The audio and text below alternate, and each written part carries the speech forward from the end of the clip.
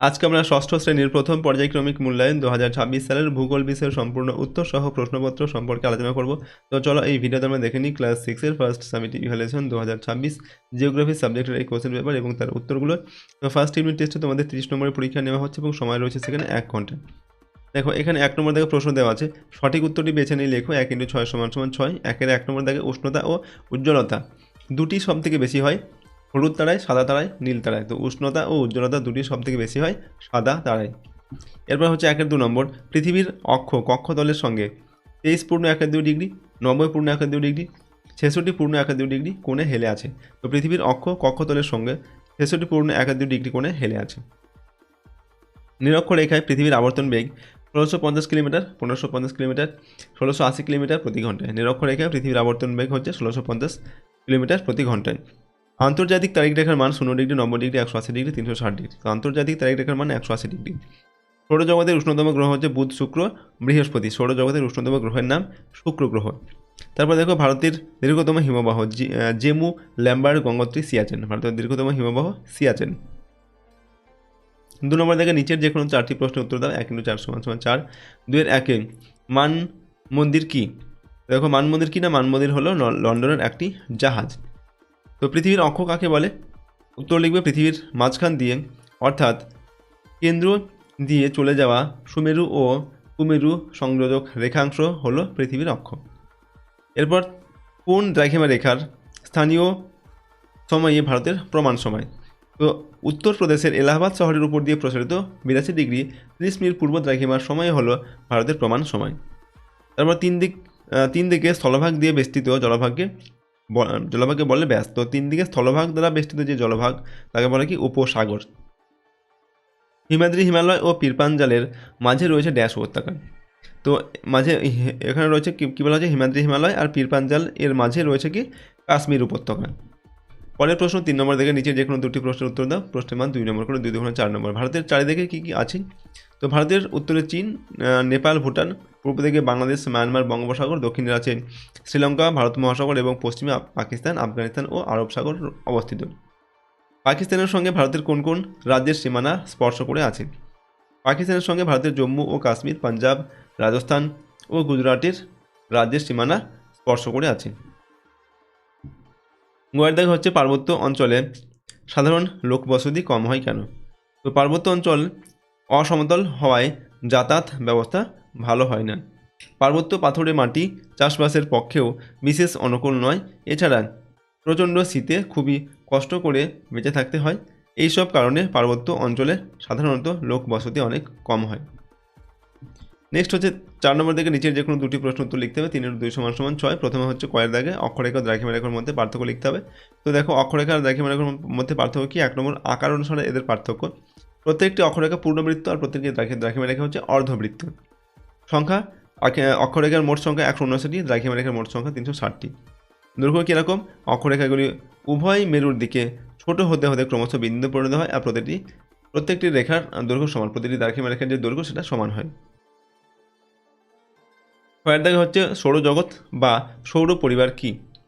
আকাশগঙ্গার লক্ষ কোটি তারার মধ্যে একটি মাঝারি হলুদ তারা হলো সূর্য। প্রায় 460 কোটি বছর আগে মহাশূন্যে ভাসমান ধূলিকণা, হাইড্রোজেন ও হিলিয়াম গ্যাসের বিশাল মেঘ সংকুচিত হয়ে জমাট বেঁধে তৈরি হয় সূর্য। সদ্য জন্মানো নক্ষত্রে মহাকর্ষের কারণে পরমাণুতে ধাক্কা লেগে প্রচণ্ড তাপ আর শক্তি তৈরি হয়। এর ফলে জ্বলন্ত আগুনের গোলার মতো সূর্য থেকে আলো উত্তাপ ছড়িয়ে পড়তে থাকে। অবশিষ্ট ধূলিকণা গ্যাস সূর্যের আকর্ষণে সূর্যের চারিদিকে প্রদক্ষিণ করতে থাকে। লক্ষ লক্ষ বছর ধরে এই ধুলোর মেঘ থেকে তৈরি হয় পৃথিবী ও অন্য গ্রহ উপগ্রহ। এই সব কিছু নিয়েই সৃষ্টি হয় সৌরজগৎ বা সোলার সিস্টেম বা সৌর পরিবার, যার কেন্দ্রে অবস্থান করছে স্বয়ং সূর্য। সূর্যকে ঘিরে গ্রহ উপগ্রহ, গ্রহাণুপুঞ্জ, পৃথিবী প্রভৃতি প্রদক্ষিণ করে চলেছে। গয়ের দাগে হচ্ছে আন্তর্জাতিক তারিখ রেখাকে বাঁকিয়ে আঁকা হয়েছে কেন? আন্তর্জাতিক তারিখ রেখাটি 180 ডিগ্রি দ্রাঘিমা রেখাকে মোটামুটি অনুসরণ করে আঁকা হয়েছে। আন্তর্জাতিক তারিখ রেখাটি প্রধানত জলভাগের উপর দিয়ে প্রসারিত হলেও 180 ডিগ্রি দ্রাঘিমা রেখা সামান্য কয়েকটি স্থানে স্থলভাগের উপর দিয়ে অবস্থান করছে। সেই সব স্থলভাগে অবস্থিত পাশাপাশি 2টি স্থানের সময় ও তারিখ নিয়ে তাই খুবই বিভ্রাটের সৃষ্টি হয়। 180 ডিগ্রি দ্রাঘিমা রেখা অতিক্রম করার সময় স্থানীয় অধিবাসীদের বার ও তারিখ সংক্রান্ত বিভ্রান্তি হবে, ঠিক আছে। সেটা এড়াবার জন্যই আন্তর্জাতিক তারিখ রেখাটিকে স্থলভাগ এড়িয়ে জলভাগের উপর দিয়ে কল্পনা করা হয়েছে। আন্তর্জাতিক তারিখ রেখাটি তাই স্থানে স্থানে বাঁকা। নেক্সট 5 নম্বর দেখে নিচের যে কোনো দুটি প্রশ্নের উত্তর লিখতে হবে। প্রশ্ন নম্বর 5 করে 5 থেকে 10 নম্বর দেওয়া আছে। কয়ের দেখা হচ্ছে সিন্ধু নদের গতিপথ নির্ণয় বর্ণনা করো। তো সিন্ধু নদের গতিপথ কোথায় কীরকম না, প্রথমে লিখছি উৎস বা পার্বত্য প্রবাহ। দেখো তিব্বতের মানস সরোবরের নিকট কৈলাস পর্বতের সিনকাবাব হিমবাহ থেকে উৎপন্ন হয়েছে। এরপর নদীটি ভারতে প্রবেশ করে জম্মু ও কাশ্মীর এবং হিমাচল প্রদেশের উপর দিয়ে প্রবাহিত হয়েছে। জম্মু ও কাশ্মীর এবং হিমাচল প্রদেশের মধ্যে সিন্ধু নদের 5টি উপনদী স্বতন্ত্র বিপাশা, ইরাবতী, চন্দ্রভাগা ও বিতস্তা বা ঝিলম নদী প্রবাহিত হয়েছে। মধ্যপ্রবাহ সিন্ধু নদটি এরপর পাকিস্তানে প্রবেশ করে। এই অংশে সিন্ধু নদ তার 5টি উপনদীর সঙ্গে মিলিত হয়েছে। বদ্বীপ প্রবাহ পরবর্তী পর্যায়ে সিন্ধু নদের মিলিত প্রবাহ পাকিস্তানের উপর দিয়ে প্রবাহিত হয়ে আরব সাগরে গিয়ে মিশেছে। এরপর দেখো ক্ষয়ের দেখা প্রশ্ন, হিমালয় কথার অর্থ কী? হিমাদ্রি ও হিমাচল হিমালয় সম্পর্কে লেখো। তো হিমালয় কথার অর্থ হচ্ছে বরফের গৃহ। প্রথমে লিখছি হিমাচল হিমালয় সম্পর্কে।